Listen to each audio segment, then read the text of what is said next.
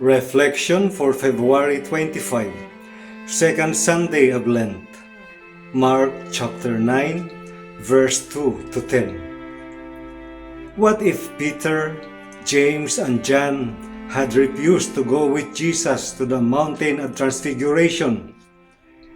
They would have missed the once-in-a-lifetime experience of heaven. They would have missed seeing Jesus transfigured before their very eyes.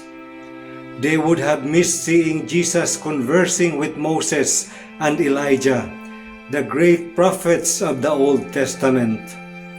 They would have missed the opportunity to hear the voice of God telling them, "This is my beloved Son, listen to Him."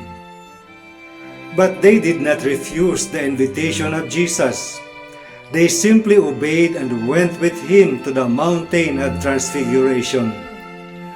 Thus, they had that sudden experience of heaven, and they knew from their own that if they would only be faithful to their discipleship for the Lord, they already had their own dwelling in heaven.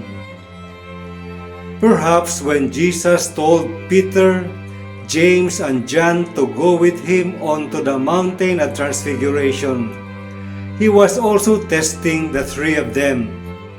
He was testing the strength of their faith and discipleship for Him. And they passed their test of faith, much like Abraham, who also passed his own test of faith in the first reading. Thus, Peter, James, and John were richly rewarded by God. Among other rewards, the three disciples experienced a foretaste of heaven. As long as we live in this world, we will also face our own test of faith, coming in different forms and shapes. Let us remain faithful no matter how hard and difficult the test may be.